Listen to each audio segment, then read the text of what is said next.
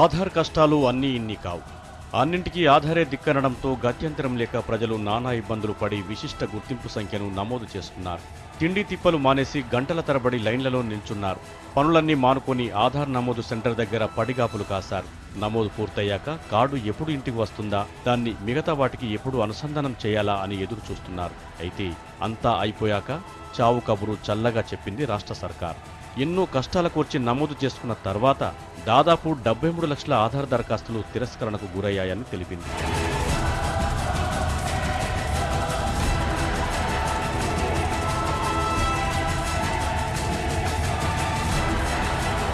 అన్నింటికీ ఆధార్ నెంబర్ తప్పనిసరి చేయడంతో రాష్ట్ర ప్రజలు హడావుడిగా ఆధార్ నమోదు సెంటర్లకు పరుగులు పెట్టారు. ఎలాగో అలా ఆధార్ కార్డు జారీ కోసం అవసరమైన వివరాలు అందించారు.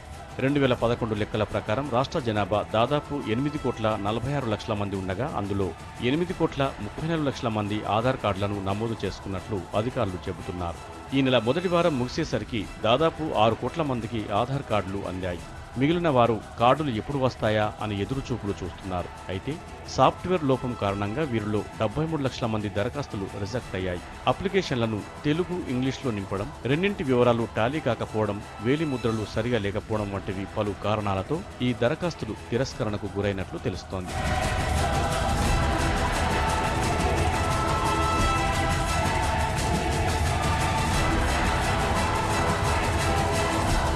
సాఫ్ట్వేర్ లోపాన్ని సరిదిద్దుతున్నట్టు సంబంధిత అధికారులు చెబుతున్నారు. ఇది ఓకే అయితే గానీ ఎన్ని అప్లికేషన్స్ యాక్సెప్ట్ అయ్యాయో, ఎన్ని రిజెక్ట్ అయ్యాయో చెప్పలేం. అప్లికేషన్ రిజెక్ట్ అయిన వారికి మాత్రం ఆధార్ తిప్పలు మళ్లీ తప్పేలా లేవు.